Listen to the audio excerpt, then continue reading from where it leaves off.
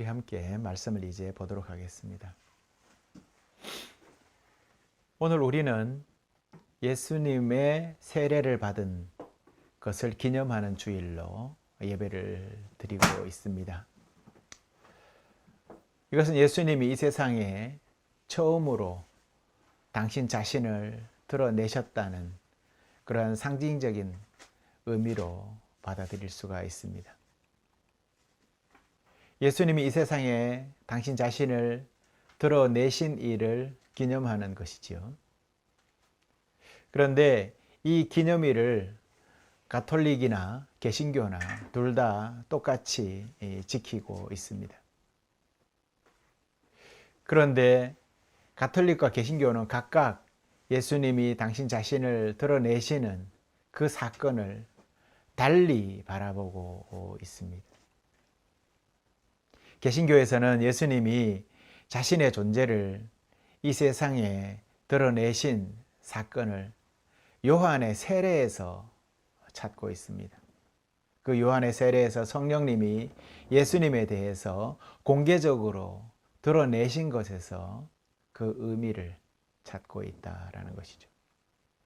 하지만 구교 가톨릭에서는 예수님이 당신 존재를 드러내신 이 사건을 동방박사의 방문을 그 기점으로 보고 있다라는 그 차이가 있습니다.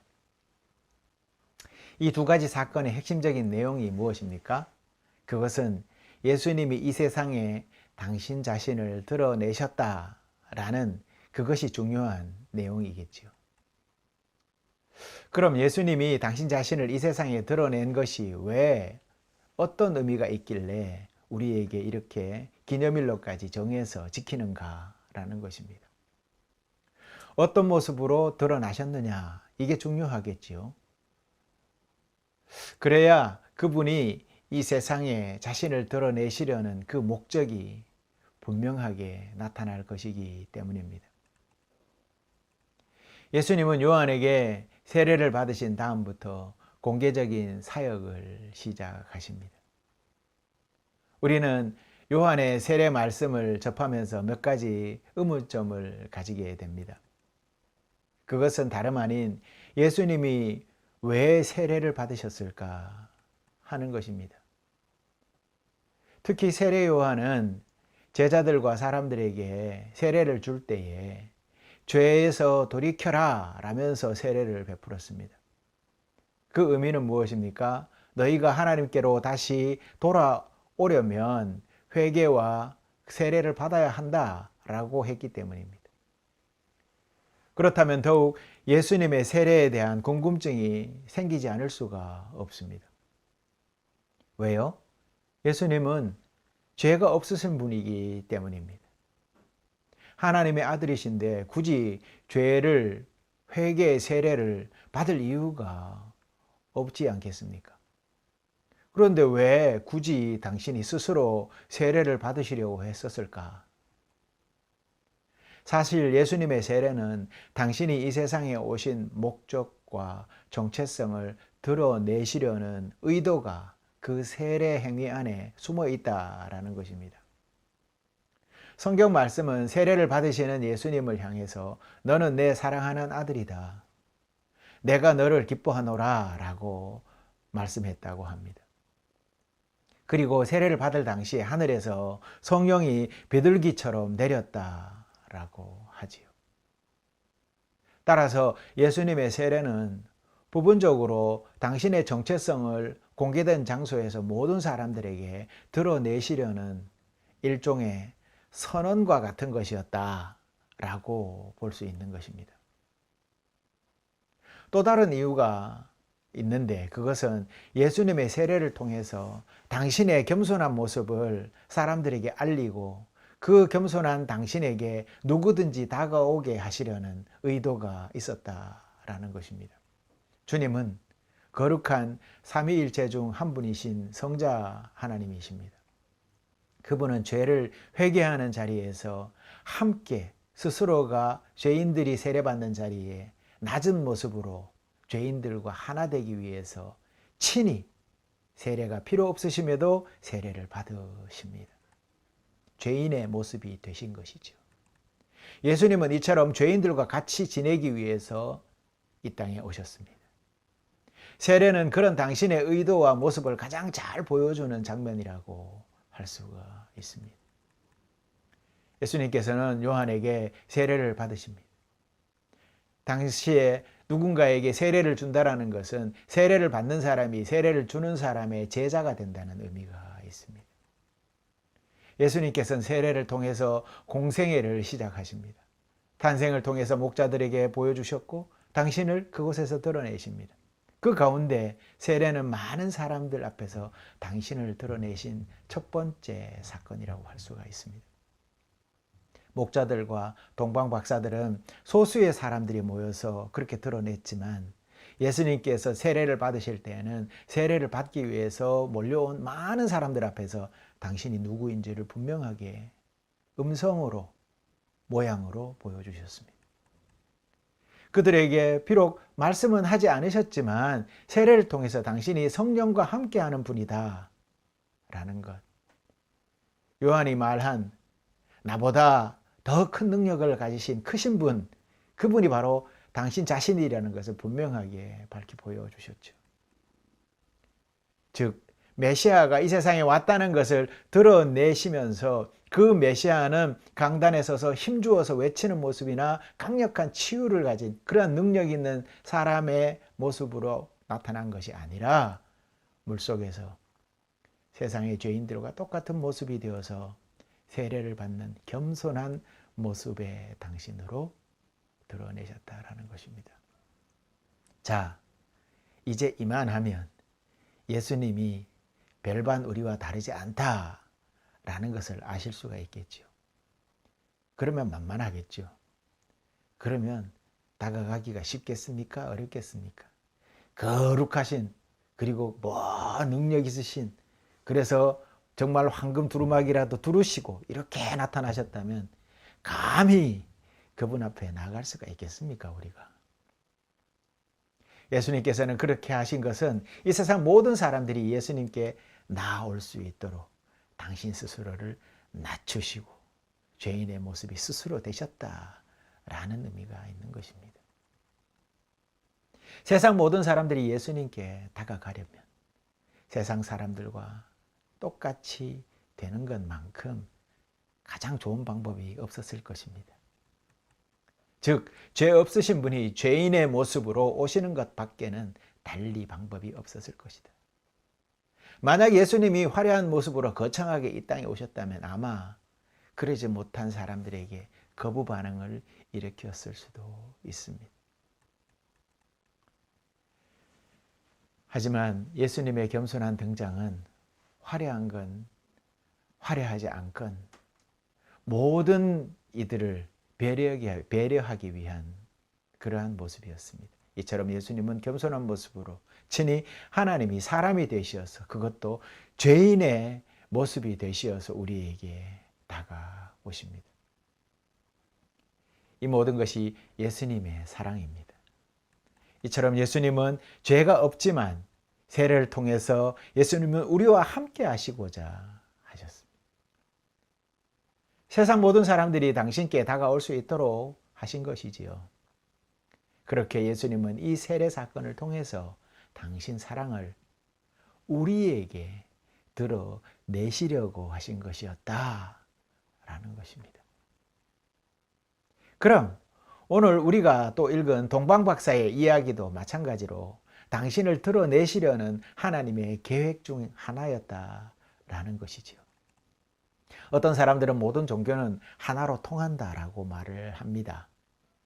열심히 도를 닦고 수행을 해서 그렇게 하다가 보면 결국에 만나는 지점에는 하나의 하나님을 만나게 된다, 이렇게 하는 것이죠.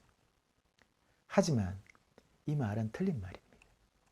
아무리 학문적으로 깊은 경지에 이른다고 해도 거기에서 하나님은 만날 수가 없습니다. 왜냐하면 하나님은 당신이 계시하여 보여주시고 우리에게 친히 찾아오지 않으시면 만날 도리가 없기 때문입니다. 오늘 보셨지 않습니까? 하나님이 우리에게 친히 죄인의 모습이 되셔서 우리에게 찾아오셔서 우리가 만난 것이지 내가 찾아다녀서 만난 건 아니라는 것을 기억하셔야 합니다. 앞서도 말씀드렸지만 동방박사들은 점성술사들이었었죠. 현재로 말하면 이란이나 그 지역 페르시아 이 정도 지역에 살던 그러한 그 출신들일 가능성이 매우 높습니다. 그들은 정기적으로 별을 연구하는 사람들이었습니다. 그들은 유대인은 아니었지만 자신들을 구원할 왕이 분명히 태어날 것이라는 이웃나라 유대민족의 그 대중적인 믿음을 알고 있었을 것 같습니다. 이 동방박사들은 구세주가 탄생하신 베들레헴으로 그 별이 이끕니다. 흥미롭게도 하나님은 그들을 부르실 때에 박사들이 친숙하게 접할 수 있는 방식으로 그들에게 다가가서 부르셨다라는 것이죠. 뭐예요? 바로 별이었었습니다. 그들은 별을 굉장히 좋아했고 별을 관측하기를 굉장히 학문적으로도 깊이 있게 했었습니다. 친숙한 것이죠. 저들이 점성술사들이니 별에 대해서 잘 알고 있는 것은 당연할 것입니다. 하나님은 저들의 이런 강점을 매개체로 사용을 하셨습니다. 저들에게 메시아 탄생의 비밀을 알려주셨습니다. 별을 통해서 말이죠. 그러고 보면 우리도 어떤 일에 관심이 있거나 좋아하는 것이 있다면 그것과 관련된 책이나 이야기에 귀가 솔깃해지지 않습니까? 기타에 관심이 있으면 기타와 관련된 동영상에 더 관심을 두게 되겠지요. 이처럼 하나님도 우리를 부르실 때 다양한 도구로 다양한 방법을 통해서 불러주신다라는 것이죠. 점성학에서 세상에 큰 변화를 겪을 때면 천체의 변화가 감지된다고 믿었다고 합니다. 그들은 밝고 찬란한 별을 보았을 때 호기심과 희망으로 가득 찼을 것입니다. 동방박사 이야기에서 가장 중요한 부분이 무엇입니까? 그것은 그들이 응답했다라는 것입니다. 그 별이 어떤 의미가 있는지, 그리고 그들이 보고 있는 그 별이 이웃 유대 민족이 믿고 있는 그 대중적인 믿음의 그 특징이 그대로 드러났다라는 것을 믿었다라는 것이지요. 하나님은 별을 사용해서 그들을 부르셨고 그들은 이 표적을 따르기로 하고 곧바로 짐을 싸서 여행을 시작했다라는 것입니다. 하나님은 종종 우리의 일상생활에 가장 친숙한 것들을 사용해서 우리를 불러주셔요. 바로 각자의 달란트대로 사용하고자 부르시는 것과 같다고 할 수가 있습니다. 예를 들어서 제자들 중에 다수가 어부 출신이었지 않습니까? 예수님은 그들을 부르실 때 어떻게 부르셨습니까? 그들의 직업과 관심사를 적극적으로 활용하시고 사용하셔서 불렀습니다. 기억하시지 않습니까? 베드로에게 나를 따르라 라고 할 때 내가 너를 사람을 낚는 어부가 되게 하리라 라고 말씀했지 않습니까? 이런 식으로 불렀다는 것이죠. 그리고 저들이 명확하게 믿고 따를 수 있도록 그 증거를 또 보여주십니다. 예를 들어서 어부였던 베드로에게 깊은 데로 가서 그물을 내려라 라고 하시면서 그물이 찢어질 정도로 물고기가 잡히는 기적을 경험하게 해주시지 않습니까? 어부가 할 수 있는 100%의 경험을 활용하여서 그들을 불렀다. 오늘 점성술사들도 동방박사들도 마찬가지였다라는 것입니다. 오늘 여러분들을 하나님이 부르십니다. 삶의 자리에서 부르십니다. 무엇으로 부르실까요? 내가 잘하는 것, 내가 좋아하고 관심 있어 하는 것으로 부르신다라는 것입니다. 그러니 오늘 동방박사들도 그들이 잘할 수 있는 관심사와 지적 능력을 활용해서 그들을 베들레헴으로 이끄셨다라는 것이죠. 우리가 잘할 수 있는 것은 그것이 달란트가 되어서 하나님 앞에 영광의 도구가 될 수 있다는 것을 잊지 마시기 바랍니다. 그런데 어떤 이들은 보면 기도를 하면서 전혀 뭐 목회와 신학과는 관련이 없는 그런 삶을 살았던 사람, 뭐 우리가 익히 알고 있는, 물론 그렇게 쓰실 수도 있습니다. 뭐 세상적으로 이렇게 어두운 골목에서 이렇게 살아가던 그런 사람이 어느 날 갑자기 개과천선을 해서 목사가 되었는데 라는 그런 얘기를 자주 듣지 않습니까?